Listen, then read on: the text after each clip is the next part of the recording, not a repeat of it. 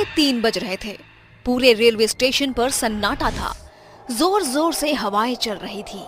तभी railway station पर एक ट्रेन आकर रुकती है, जिसमें कई सारे पैसेंजर अंदर बैठे होते हैं, लेकिन कोई भी आदमी उस ट्रेन से बाहर नहीं उतरता। सभी लोग अपनी खिड़कियां बंद कर लेते हैं कि तभी अंदर से एक औरत अपने पति से कहती है, सुनिए जी, इस स्टेशन पर कोई उतर नहीं रहा, ट्रेन आगे क्यों नहीं बढ़ रही और सबने अपनी खिड़कियां क्यों बंद कर ली?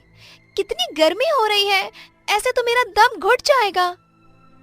उसकी बात सुनकर तभी एक बूढ़ा आदमी कहता है, चुप करो, कुछ मत कहो। अगर अपनी और हमारी जान की सलामती चाहती हो तो भगवान के लिए चुप रहो। वो दोनों चुड़ैल बाहर ही है अभी। तभी उनके आगे वाले वीआईपी डब्बे में एक परिवार होता है जो नैनीताल से अपने गांव सहारनपुर जा रहा होता है। लेकिन एक राघव नाम का लड़का, मैंने पहली बार किसी स्टेशन पर इतना सन्नाटा देखा है। राघव को वहाँ एक कूड़ा उठाने वाली और एक चाय बेचने वाली के अलावा और कोई नहीं दिखता। तभी उसके पास चाय वाली औरत आती है। चाय, गरम चाय वाली, चाय गरम, चाय वाली साहब, गर्मा गर्म चाय ले लो, चाय।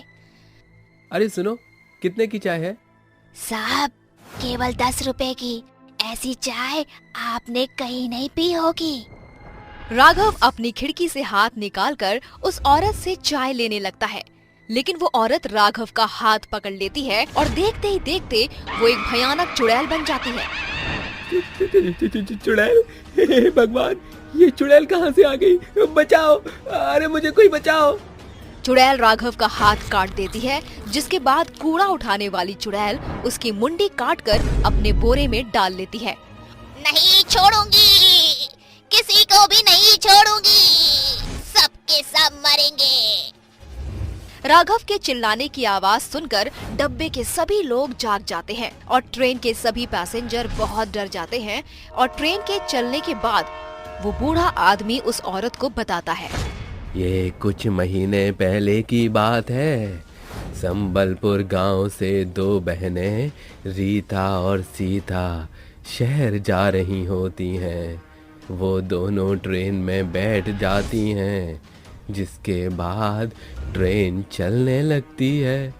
तभी रीता सीता से कहती है, बहन, अगर चाचा ने हमें अपने घर में नहीं रखा तो हम इतने बड़े शहर में क्या करेंगे? देख बहन, हमें कुछ तो करना ही होगा, क्योंकि अब हमारे साथ हमारे माता पिता नहीं हैं जो हमारी देखभाल कर लेंगे। हमें खुद ही अपना ख्याल रखना होगा। उस स्टेशन पर एक कूड़ा उठाने वाला था और एक चाय बेचने वाला।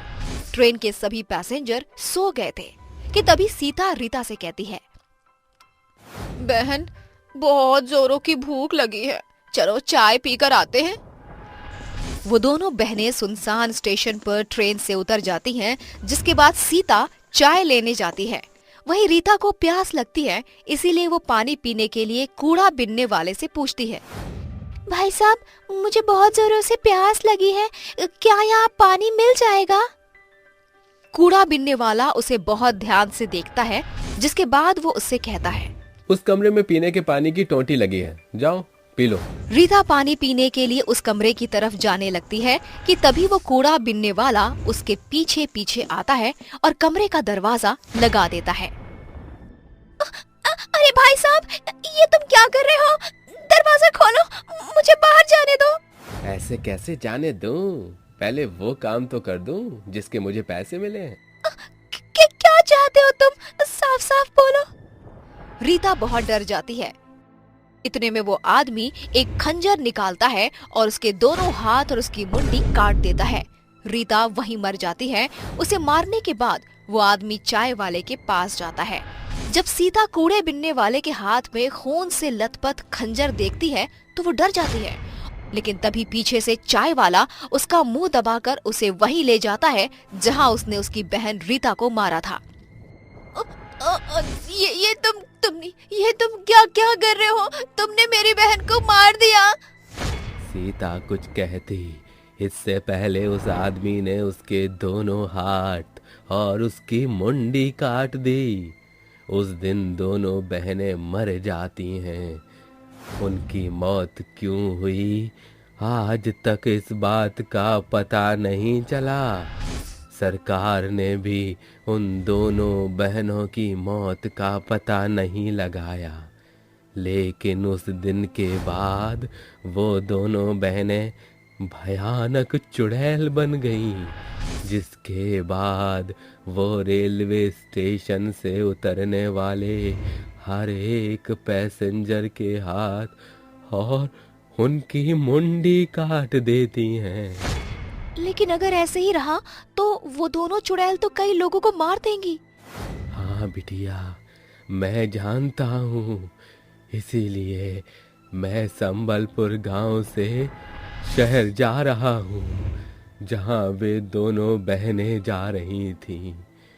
शायद वहाँ जाकर मुझे उन दोनों बहनों की मुक्ति का कोई रास्ता मिल जाए।